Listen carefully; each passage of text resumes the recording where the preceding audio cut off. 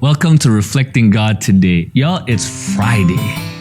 Friday is, I always have an extra pep in my step because I know this weekend I'm going to worship God and I'm going to go to the church, meet the friends and the family, the church family that I have, just be able to minister with them.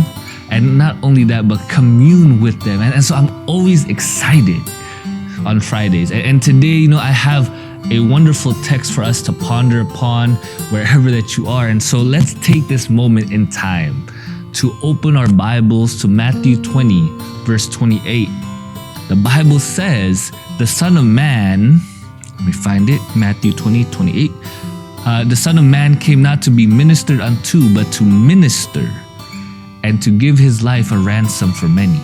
You see, many have no faith in God and have lost confidence in man, but they appreciate the acts of sympathy and helpfulness as they see one with no inducement of earthly praise or compensation coming to their homes to minister to the sick, to feed the hungry, to clothe the naked, and to comfort the sad, and ever tenderly pointing all to him of whose love and pity the human worker is but the messenger. As they see this, their hearts are touched. Gratitude springs up and faith is rekindled. They see that God actually cares for them and they are prepared to listen to the teaching of the word. Whether in foreign missions or in the home field, all missionaries, both men and women, will gain much more ready access to the people and will find their usefulness greatly increase if they are able to minister to the sick. Women who go as missionaries to heathen lands may thus find opportunity for giving the gospel to the women of these lands.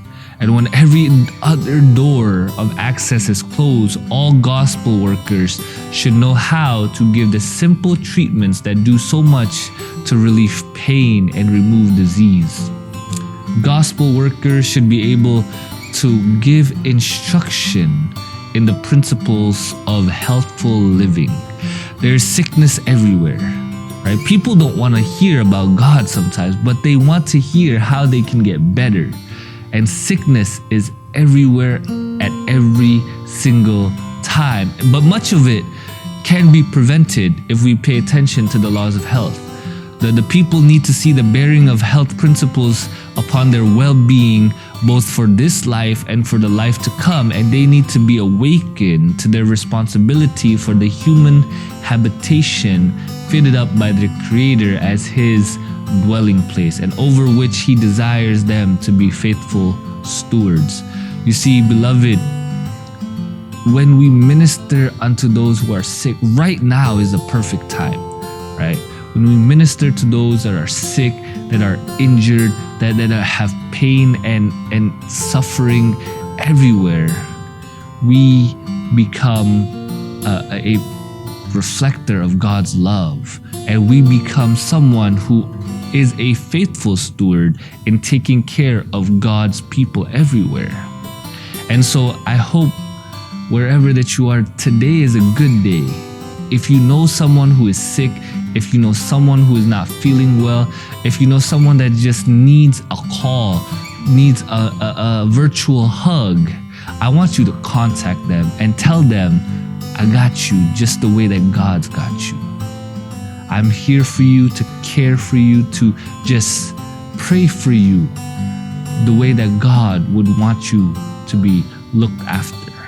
And so today, Father, beloved, I hope that you are able to do that, because that is a way that before we come to God in worship tomorrow or whenever you worship, I hope that you can do this before. And because we look after them, God trusts you in greater and far, far greater things. So before we come to Christ during our worship services, we need to come to the people who need Christ in their lives, who needs a reminder that Christ is taking care of them as we speak right now.